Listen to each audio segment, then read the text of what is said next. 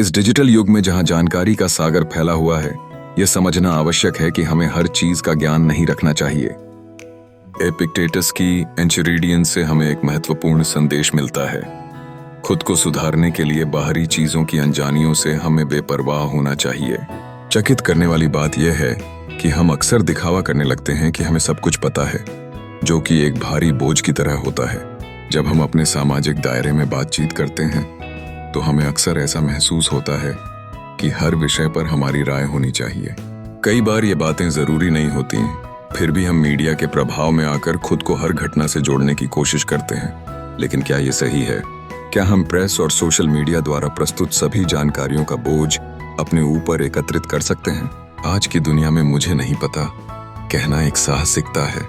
जब हम अपनी सीमाओं को स्वीकार करते हैं तो हम सहजता से आगे बढ़ सकते हैं।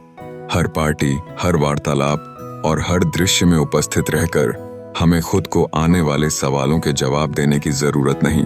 सही है कि कुछ चीजें जानना आवश्यक हैं, लेकिन अन्य में खुद को थकाना बेकार है। सोचिए, यदि हम मीडिया की खपत को कम कर दें तो हमारे पास कितनी स्थिति पहले से बेहतर होगी। खबरों और स्कैंडल्स की अनावश्यक जानकारी से खुद को मुक्त करके हम अपनी ऊर्जा को रचनात्मकता और ज्ञान की वास्तविकता में लगा सकते हैं। ये निर्णय हमें भाषा और सोच के स्तर पर भी धारदार बनाएंगे।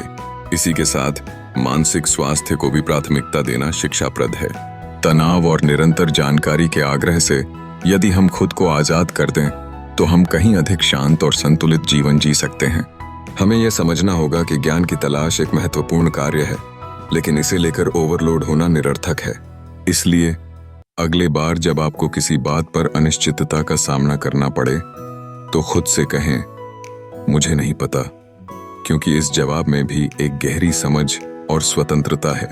यह सलाह नहीं है कि आप अनजान बने रहें, बल्कि यह एक स्वयं की पहचान बनाने का तरीका है जो आपके मानसिक स्वास्थ्य और विकास दोनों के लिए महत्वपूर्ण है।